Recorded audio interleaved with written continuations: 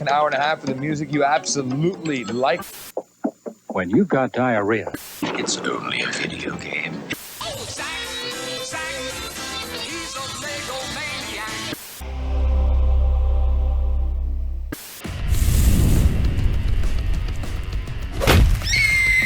Welcome to Cursed Takes, the show where we answer questions that nobody did or ever will ask. Alright everybody, welcome back to Cursed Takes. Today we're talking about horror movies. Now, when it comes to movies, people only ever talk about the sights and the sounds, but never the smell. Why is that? Smell is the sense most associated with memories, so if a horror movie is effective enough to stick with you, just imagine how much more it would stick with you if you knew what it smelled like. We care about these kind of things here at Cursed Takes, which is why we are proud to present this definitive list of horror movie monsters in order from least to most smelly. Number 10, Ghostface. Smell level pleasant. Alright, spoiler alert for this nearly 30-year-old franchise, but the role of Ghostface is usually played by a rotating cast of characters. So, for the purposes of this list, we're going to stick with the original duo, Billy and Stu. Two teenage studs, each one able to lock down a conventionally attractive girlfriend. You just know these two are keeping it fresh. It's the 90s. These guys are popular. They're master gaslighters. So if I had to guess, I'd say they're bringing a little bit of Irish Spring out of the shower, maybe that unmistakable cheap odor of LA looks for the hair, and if they really want to avoid suspicion, maybe a little CK1 under the chin. And even though you might be getting stabbed or crushed by Ghostface, your nose might think that you're meeting a young man who doesn't smell unpleasant, but still has a little bit of growing up to do when it comes to really coming into a mature scent. Number 9, Xenomorph. Smell level sensual. There's just something about the brutal evolutionary efficiency of the Xenomorph that just seems so clean. Their smooth, non-porous biology looks completely incapable of even getting dirty. And sure, they rip their prey apart and punch holes through the back of their skulls, but they always seem to walk away from kills completely spotless. If they smell like anything at all, I have to imagine it might be the cool plasticky aroma of a water-based lubricant. You know, something almost sexy, and given how horny Geiger was, that makes a lot of sense. The real problem arrives when they get hurt and they start squirting hot acid everywhere. It's not really clear what type of acid their blood's made out of, but given what we know of existing acids, there's a good chance it smells like the hottest farts from the deepest pits of hell. So if a Xenomorph starts bleeding, cover your nose, clear the splash zone, and just be thankful for the fact that your biggest Xenomorph problem is the stench, because if it stinks, you're probably winning. Number 8, the Cenobites. Smell level clubbin'. I know what you're thinking. These guys are covered in open wounds, and they come from a realm of never-ending torture, which has to smell bad, right?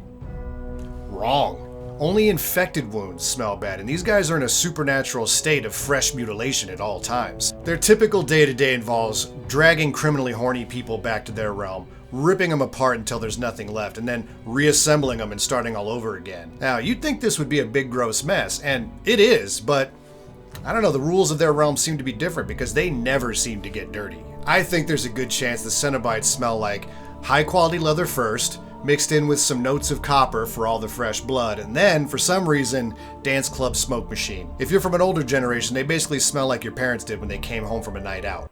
Number 7, Freddy Krueger. Smell level abstract. Alright, this is a tough one because one look at Freddy might make anyone think, hey, that guy looks like he smells like shit. Just look at this outfit. The whole thing is straight up nasty. You got a grease-stained, moth-eaten sweater, crumpled, dusty old hat, mystery flakes covering the whole thing. He legitimately looks like he sleeps in the trash. Thing is, though, none of it is real.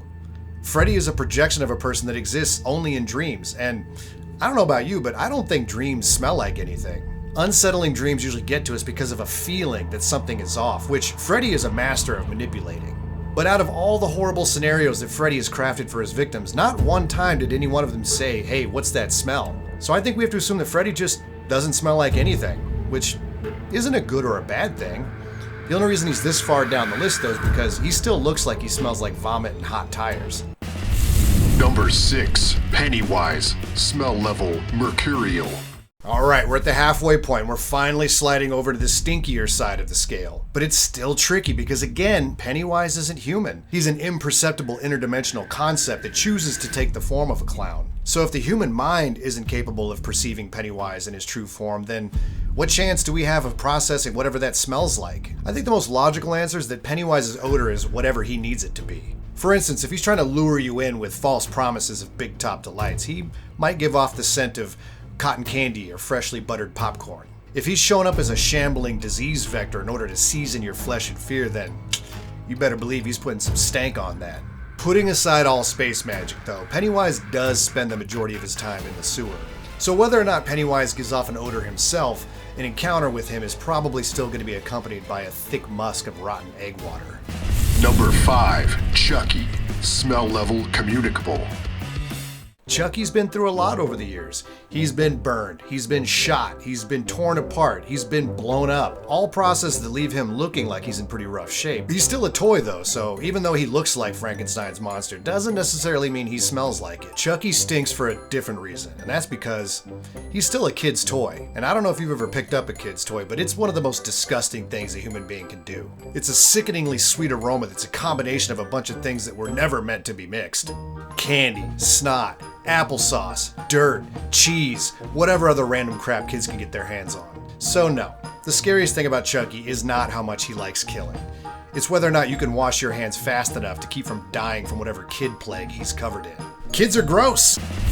Number 4, Michael Myers. Smell level blue collar. Alright, no more interdimensional beings or ghosts. It's nothing but bags of meat from here on out. Now, just like Chucky, Michael has been through a lot of iterations, so again, for the sake of this list, we're gonna stick with his first appearance. Over the course of a few movies, he's become something clearly supernatural, but in the first movie, he's just a man. A man who stalks Haddonfield in the coveralls he stole from a 1970s auto mechanic. Listen, no shade to auto mechanics, but it is a dirty job, especially in 1978. I think it's safe to say those coveralls had not only been marinating in mechanic juice for the day, but probably the last several days. Because I mean, come on. What self-respecting 70s auto mechanic's gonna wash his work clothes every day? But even if you consider the ball sweat, the engine grease, the gasoline, and probably the cigarette smoke that those coveralls have been generously exposed to, I think Michael Myers still gets around unnoticed. Ball sweat and cigarette smoke is just how all of the 70s smelled. Number 3, Leatherface. Smell level stifling. Alright, now we're getting to the good stuff because you just know Bubba Sawyer's a big stinky boy. But let's not get ahead of ourselves. Yes, he wears dead flesh on his face. But that's probably the most hygienic thing about him. His name's Leatherface after all, not gross slab of rotting meat face. He seems to take great care in treating and curing the flesh he chooses to wear on his face, but if only he treated his body just as well as he treats his masks. Don't let his cute little suit fool you. He's wearing that during a Texas summer. And that shirt and tie he's wearing? Yeah, it's the same one he wore while he was slaughtering a couple people. If I had to guess, I'd say that suit probably smells like cumin powder and room temperature pickle juice. He also happens to live with a bunch of unwashed cannibals in a house featuring something called the Bone Room, which is not called that for sexy reasons. It's called that for furniture made out of human bones reasons. There's also a bunch of random bird feathers all over the ground, which, if you know anything about birds, is its own special kind of stink. To top it all off, they all seem to be raw dogging this Texas heat with no AC. I guarantee you, 5 seconds in the Sawyer house is going to make becoming someone's new face seem like the preferable choice. Number 2, Jason Voorhees. Smell level putrefied. Poor Jason. He never asked for any of this. He just wanted to have fun at summer camp like all the other boys and girls. And now, he's just an immortal slab of meat that's still somehow subject to the laws of decomposition. No matter how many times you knock him down, Jason just keeps getting back up, and boy does he look worse and worse every time. There is no question that he is falling apart, and there is absolutely no way that anything about that smells nice. You could even see it in his clothes. Jason's appearance reaches a point where he looks like he's professionally shot out of a cannon. Not to mention that him and his nasty clothes spend a significant amount of time submerged under the surface of Crystal Lake. So not only is he rotting, but he's damp with lake water too. Jason's various odors are probably so intense that they're constantly competing for aromatic supremacy. Is it spoiled ham? Is it dead fish? Is it wet, moldy fabric? Every single one of Jason's victims should be scrunching up their nose and wondering why the woods suddenly smell like bologna sushi. Number 1, Art the Clown. Smell level, septic. Terrifier's Art the Clown takes everything his predecessors did and tries to dial it up to 11, especially when it comes to how bad he probably stinks. Art is not afraid to get messy. Once he gets his hands on a victim, he's wearing a decent portion of that victim for the majority of the movie. Whether it's fluids, their flesh, their organs, Art delights in making a mess and he rolls around in it like a kid. But none of this touches his most unfortunate habit, which is vandalizing places with his own poop. That's right, Art definitely takes shits. The movie goes well out of its way to make sure you know that. Does he wash his hands after doing his little murals? Well, the movie does not go out of its way to make sure we know that. And you know what? Based on everything we know about Art, he probably would think it was funny to murder somebody with doo-doo fingers. A couple of caveats in Art's favor though.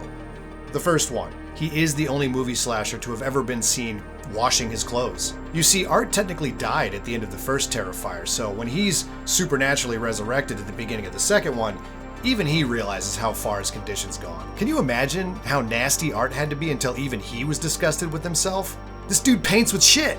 Caveat number 2 is that Art may not even have to take shits anymore. He's now a demon-infused entity. But it does seem like he's mortal again by the end of part 3, so there's a chance we might get treated to at least one more of his signature calling cards, which keeps him at the top of the nasty list. Hopefully we answered all the questions that you definitely never had. Let us know if you disagree with any of our choices, and you definitely should not like, share, or subscribe this because it's only going to mean more cursed takes. So